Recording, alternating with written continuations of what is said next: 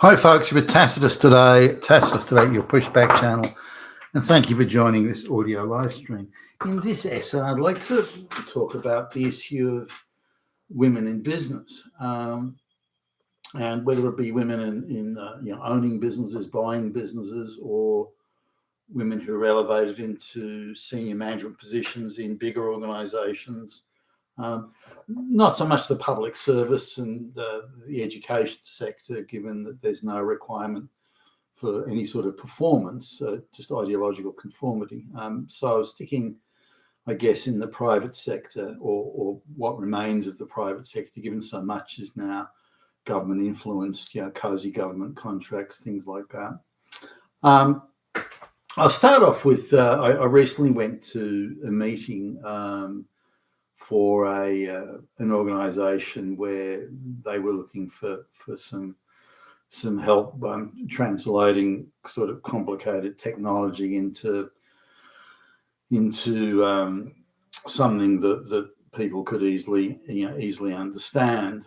So we were, one of my colleagues was the lead on that, so we were getting involved in that, and I came along to one of the meetings, given there were going to be some legal stuff, and I was more the best guy for that. So anyway, we went along, and the entire management team was women. Like the CEO is a woman, about 40, I suppose, and maybe not quite that old even. And the entire VP and EV, vice president, executive vice president level, they were all women too. The next level down, like sort of divisional general manager type title, sales director, those sorts of gigs, they were mostly women, a few gay guys, and brown people, that sort of thing. And if there was a straight guy, it was maybe one, and he was such a dweeby little thing that he might as well have been gay. And it was only when you got to the actual technical level and the people who are actually doing work that you started to have a majority of straight white males. Now, this organisation that used to be, by the way, a bit of a class act years ago, and they had some pretty hotshot people working there. They were taken over by one of the big, finance end of town, big financial firms, venture capital type outfits, and almost instantly they changed. They started putting in their flunky boys, and that was the beginning of the changeover. But they stayed at that level. Still a lot of good people in it at VP level, or divisional general manager level in particular. A lot of smart guys in there. And then they won or were awarded the national, multiple government contracts. So they weren't suddenly, by almost overnight, they weren't competing in the marketplace anymore for business, and everything was by government contract. Everything was really just delivered to them on a platter, and there was a lot of backroom, cozy deal negotiation with the government and the big financial firm, and so money just gushed in the front door of this business without the people in it actually having to lift a finger. And that had a huge effect. And that's when they started getting rid of all the capable men, straight white males, and changing it over. So it was pretty much a total, certainly a senior management, female top to bottom, none of whom had earned their position, none of whom would ever have got anywhere near that position. Now, the strange thing is that they're paying more or less the sort of wages that a competent person would have got, or someone who had earned the role. Some class act straight white male would have got, would have been paid $2 million a year as the president. But they're giving this chick who you wouldn't give her. She's in fact a junior public relations flunky. That's all she is. So anyway, I go to the meeting, and there's the management team there. I think pretty much all of the women were there. And as soon as you walk in the door, as soon as the room, you're dealing with underqualified, overpromoted flunkies. Now, I turn up sort of 6'2", fit, wearing a sharp suit, and I know what the fuck I'm talking about, and I make a point of knowing what I'm talking about. Otherwise, I don't want to embarrass myself or my colleagues. So I've got that self-assurance and confidence of someone who's got a decent list of achievements to their credit and accomplishments. I've built things, created things, started up businesses, all that sort of stuff. So I've got the confidence of anyone who's been through that. And confidence maybe isn't the right, self-assurance of anyone who's been through that. Now that shows, it just, the vibes just come off. But I'm dealing with flunkies, the people, all the chicks in the room are flunkies. And the way they start talking amongst themselves, and I sit there smiling and nodding, trying to be unobtrusive, but it's like it's like you walked into a room where there's schoolgirls there. They're playing Doll's House. They're playing sandpit, or so. You've gone into almost a kindergarten type atmosphere, and the way they talk to each other with as if a kindergarten teacher is talking to a kindergarten kid, 3-year-old kid. They can't seem to even talk to each other in that way, and with that tone. And they started talking to us like that. So and the way the cadence of, because they're so stupid, they assume everyone is stupid. So, well, Billy Bob, I just wanted to, can we just talk about 1 + 1 = 2? 2, hold up 2 fingers. 2. But is that okay with you, Billy Bob? Are you all right with it? 2, hold up 2 fingers again. Action. And you think, no, this can't be real. It's got to be. She's talking. It's got to be a joke. That professional person that way, and certainly not to someone as credentialed as somebody in a CEO's role or a VP's role should be. But these people aren't credentialed. Again, they've just gone from being, junior public service order taking, sales administration juniors. They've gone sort of straight from that. They catapulted into CEO positions and VP positions just for the equity program side of it. And because the government said, we'll give you all this business, but we want to see lots of black lesbians or else.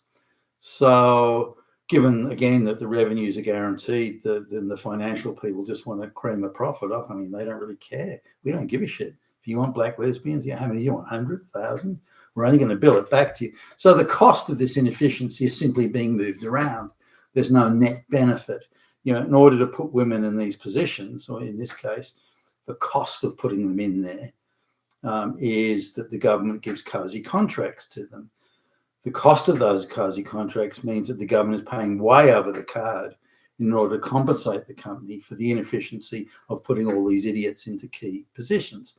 So this is a very important sort of relationship to understand. There's no benefit to the community. So, well, look, the equity, look at all those women are in management roles, equity, equality, equal outcomes. And so, all right, then, well, how is that a benefit if the society has to pay through the nose for it? Then it is no benefit. All they've done is replace someone who is efficient. And in order to get that outcome, sleazy backroom, cozy deal, corrupt deals are going to be done in order to ensure the revenue for this company in return for them hiring all these black lesbians. Oh, no, they were white, actually, all these women, but the proverbial black lesbian. So the cost has really just been shoveled to the taxpayer, and the cost is that efficient, capable men who could have done very well and efficiently run that business have been denied employment, maybe even given lesser employment. Maybe they're unemployed, for goodness sakes, or in a job that pays much less. And this money has gone to, these salaries have gone to women who haven't earned it. They haven't produced, created, or built anything. They're just parasiting off an ideology. That's all it is. And that cost is that there's no net benefit anywhere here. That cost is simply transferred to the taxpayer, who now pays more for these goods and services than otherwise would have, to compensate the company for hiring all these inefficient women. So don't think there's any net benefit here at all. There isn't. There's none. And it's painful to sit there. I'm not being paid $2 million a year, by the way, like this CEO is, knowing that you're talking to someone who would be a junior sales administration clerk in the real world, in the real world of competitive hiring, and what have you achieved, what have you accomplished, and so on. and listening to the way they talk to each other. Again, it's like a doll's house. I remember listening to there was two study rooms at I think it's like year 10 high school, and there was a grill sort of in the wall, like a grill to get air conditioning running or something, and so you could hear what the girls were saying. If I was in the room, there's a boys' study room, a girls' study room there. So if I was in the room and there's maybe only one or two people there, or we were, just reading books or something, doing some hard study work and not talking, we could hear what they were saying and how they were talking to each other. And it was like sort of silly little girls playing doll's house. You just couldn't, it was just how they interacted with one another. And even as a 14, 15-year-old boy, I thought, goodness me, why are they talking that way? Why are they pretending they're in a doll's house or playing house with little Barbie dolls or something? Why are they doing? But these women were still doing it. These are women in their 30s and 40s and so on in the room, and they're still talking that same way. They haven't changed.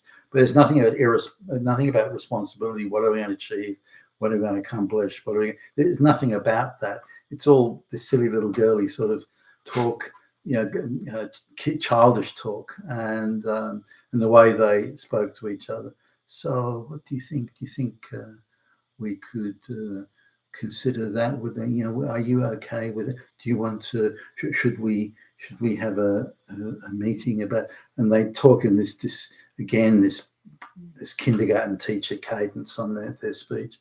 Anyway, so that's it. None of those people should have been there. None of them. It's not like this one was bright. Now, maybe there was a couple in there that were just keeping their head in the trenches, not wanting to be seen to be standing out or anything like that. So that's possible. But they did seem to be genuinely dim-witted, quite apart from anything else. Now, this is not an isolated case. This is widespread. There are adverts, that you see where, on the internet job boards where they're openly saying, we want a woman for this job. The job is denied to men. Pretty much every job advert, certainly that I've examined, and this is in the upper end, this is in the executive level, because I keep an eye on how many jobs are in the private sector and are they in growth industries or sunset industries. These are things I like to keep my finger on the pulse there. And nearly every advert you see has more in it about we hire black lesbians here. Equity is up. And the way the wording is structured, you can see that it's they want a black person, they want a black lesbian, and so on and so forth. But again, that's not a saving. That's not a benefit to the community or the nation. It's causing productivity to nosedive when you get people like this in these jobs, because they're simply pulling the salaries, but they produce and create nothing. Now, just recently, or some months ago, some people that we know, they got divorced, and nearly all their wealth came from his family. His parents were quite well off, so they'd given them like a very generous deposit for the house, 6 or 7 years ago, whenever it was. They had a nice house in a nice area, and so on. And of course, given how real estate, the mass migration has contributed to real estate prices going hysterical, they sold it for, when they got divorced, sold it for like more than double what they paid for it. So they came away with a very tidy sum, and she got enough money to buy a nice enough house in a somewhat cheaper area, but not a bones of the arse area. And she also had enough money to decide, she'd only really been a clerk in a business. She wasn't anything big at all. He'd been the hard worker. So anyway, she, on the basis that, and this is widespread now, claims that the child's got autism. They got one, I think it's one child, got autism, so that the father can't have any access, which means she keeps the child, but then he has to pay her very generous child support and alimony. So anyway, she's got enough money to buy a house, buy a nice car, and then she decided to buy a business. And and this is interesting. Would you have women buying a business? Now, just digressing a little bit, there's a woman, or there's a gay guy who works in the government department to promote small business, so to give people loans to start up a small business. Now the priority is, straight white men, not a chance. Gay guys, somewhat chance, but the real treasure is kept aside for the proverbial black lesbian, women in particular, and so on. So, and so he was talking about the failure rate of businesses for straight white males. It's like 85%. So it's very high failure rate for businesses, as you'd expect for a startup business. A lot of business gets started up by people with just starry-eyed notions and nothing more than that. Nonetheless, they just don't give money to straight white males now. That's it. Too bad. Now, the failure rate for straight white males business is 85%, so it's a high failure rate. Failure rate for other minority business is 98%. 98%. So they know the failure rate's pushing 100%, but they still shovel out the money into the pockets of these people, knowing that the failure rate is 98%. And he thinks that's the gay guy thinks this is terrible. Why not give money to businesses that at least have a decent chance of being successful? Startup businesses, and that's obvious. I mean, you don't need to be a rocket scientist to figure that one out.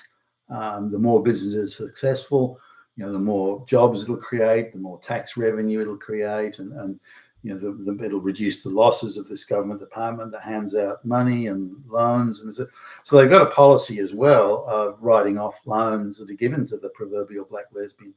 So, I mean, even if she puts all the money in her pocket or something and walks away, okay, well, at least we tried to promote equity, and okay, it didn't work, who cares? But it's a success as long as we didn't give it to a straight white male. So it's a silly and obviously absurd and ridiculous practice. But these people, these ideological fanatics, they think they're doing, or pretend at least they're doing something good. The gay guy who's very sympathetic to all that still can see it for what it is, an absolute waste of money, and the bills being handed over to the taxpayer in this case. Now, this woman, she got the money. She's got a free house, and she owned nothing when she met this guy. So there's a real problem I have, and I think most people have, that a penniless woman can get to where the guy's got a few bucks and then walk away with a free house and free everything else. That has to come to an end. You'll notice that as soon as the Western governments changed the law in divorce, changed the law that the children should go with who makes the money, so the children should go with the woman. As soon as they changed that law, then the divorce rate skyrocketed, with women initiating the divorces in the vast majority of cases. So it's been a disaster a social disaster for the Western world going down this path. It's achieved nothing and created ruin for so many people. Anyway, she's got the free house, got the money to buy a business. So she buys the business. Now, just running a business is one thing, running it successfully and making it successful. It was already an existing business doing passably well, so she didn't have to have a standing start. But she had the good fortune of the major supplier to that business didn't have any distribution of their product. This is the supplier, didn't have any distribution in that particular geographical area, and they wanted it. And so they prepared to really help her. This was just a sheer fluke of timing and place and so on. She had no idea of this going in. And so the supplier came and said, look, we'll give you, for a period of time, we'll give you free stuff, all yours. We'll just give it to you for free. And we'll supply you with this support and that, and we'll do these promotions, and we'll do this. And so that they were really prepared to do everything they could to make that business, of which now she was the owner, make that business successful. And it was just pure luck that she happened to arrive in that. But it's a huge help. It would make the difference between, if it was going to be successful, it would now be a whole lot more successful. The profits she could generate out of this. They even organised a huge sort of a reopening day where they paid for everything, the supplier this is. So she had no. So she had this huge helping hand, and a free business from the money she stole from her ex-husband. So she's just. I mean, it doesn't get better than this. Now, just in the brief conversations I've had with her, she's got no business head at all. But she does genuinely want to make a success of it. That's clear. And she doesn't want to have to go to a 9 to 5 job, and she wants to be self-employed, as many of us do. And so she goes into that. Now, this is where this is girly decisions coming in. She decides that she's going to employ only women. So it's a girl power thing. She's going to employ only women because only women can really be trusted. So I thought, okay, I mean, it's your business. You can do what you want. So she's got, I don't know, probably four employees, I guess, women. And, I don't know, they're all be youngish, but they're all single mothers. So she wants to, not only is it girl power and everything, but she wants to, because she's now a single mother, she wants to fight the battle for single mothers. This is equity, and this is, and she wants to give them a leg up to fight back against the evil patriarchy. So she wants to give them free lunches and things like that, free stuff for the kids and for their children, the single mothers having children. And so she decides that she's going to. These are sort of decisions that a woman makes. She's going to do that. So she's got unproductive people that make nice things, and they say nice things to each other. Oh, I want to help you so you won't be stressed, and I want to. And they all say these nice little girly things to one another, but they actually don't do anything. The employees have become like a parasite class there in the business, and they may do a little running around and do a little bit of fussing and bothering here and there, but they're not actually doing any work, or they'll do token work. They'll I don't know, sweep a tiny corner of the place and then go, oh, I wanted to help you just to keep the place clean, but they actually haven't done anything.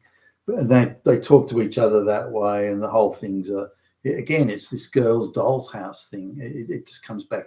These women can't seem to not do it. It's something that just attracts them naturally. And anyway, so she decides that the female staff need to have a day to themselves, and they're trying to work out which day they'll have this day off when they're going to close the business for the day. And bear in mind, the business brings in a couple of thousand a day, whatever. So if they're going to close the business for a day, so that they can have a staff like an employee de-stressing day or de-stressing session. I mean, only a woman could think of that, seriously. So they come back. And she's looking at, can you get a babysitter on this day? Or it'll have to be this time. So it turns out it's the busiest day of the week is the only day these women are going to be available. So the owner closes the business for that day, foregoing, and she's going to pay the employees for being there because for attending their own party, if you will. But she then loses a couple of $1,000 in revenue. But that's fine because I've struck a blow for girl boss single motherhood, and so she goes on and on like this. Then decides to rando close early and to open late, and so I don't feel like going in today. I've got a headache, and well, I called little Billie Jean to come in and do it, but she says that her little Johnny's not feeling well today, so she's going to stay with him. The staff unreliability of turning up and not turning up, headaches, little girly, I go, no, I've got a headache, I can't do it. So the business looks like it's going to spiral into the ground and just be lost, and so in spite of all that help that the suppliers have given her and the like. But she's going about it in a very girly way, and the attitude, the irresponsibility, this girly doll's house view of the business and so on. No wonder it's spiraling into the ground. But this is a very woman, very girly sort of thing. A guy wouldn't do those sorts of things. I'm talking about the average guy. I don't know if the guy's a junkie or something, it'll be different. But this sort of attitude and behavior is very girly, very female, and you see it all over the place, whether it's in the public service or in the education sector.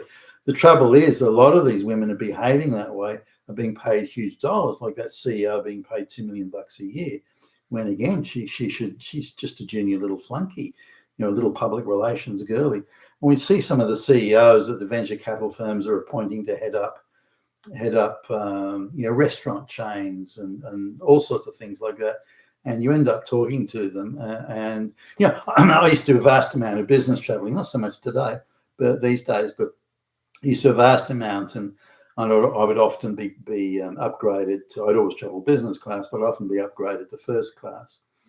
And I'd be sitting next to a woman who's well turned out, designer clothes and very sociable, clearly went to a good school, all this type of thing. And you're listening to her and you're thinking, gee, she's a bit of an idiot. And then you find out that, she's the executive vice president of one of the big fucking Wall Street firms. You go, what? You're kidding me.